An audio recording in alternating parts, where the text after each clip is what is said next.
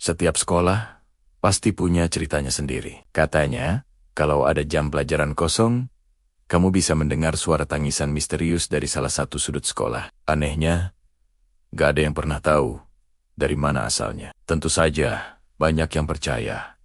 Tapi ada juga yang skeptis.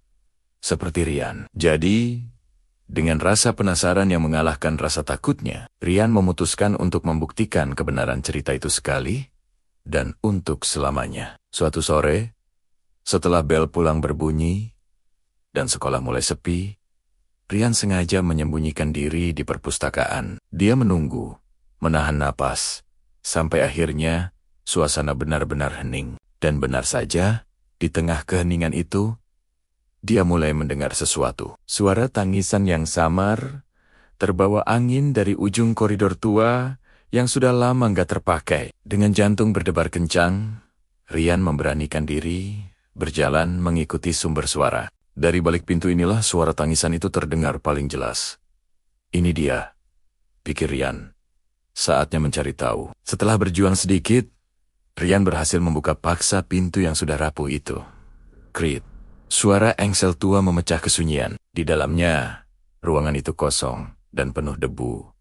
Kecuali satu hal, di tengah ruangan, ada sebuah meja tua dengan sebuah buku harian yang sudah menguning di atasnya. Saat Rian mengambil dan membuka buku itu, suara tangisan di sekitarnya mendadak menjadi lebih keras.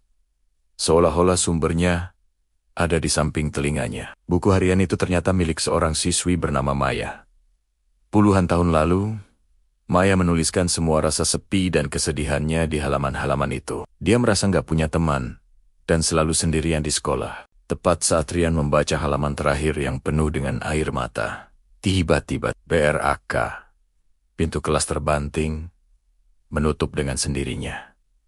Angin dingin berhembus entah dari mana. Rian mengangkat kepalanya, dan di sudut ruangan yang gelap, dia melihatnya. Sosok gadis transparan dengan seragam sekolah kuno, berdiri sambil menangis, terseduh-seduh. Itu Maya. Tanpa pikir panjang, Rian melempar buku itu dan lari sekencang-kencangnya, mendorong pintu dan gak pernah menoleh ke belakang. Sejak malam itu, Rian gak pernah lagi meragukan legenda sekolahnya. Dan satu hal yang pasti, dia gak akan pernah lagi sengaja tinggal di sekolah sampai sepi.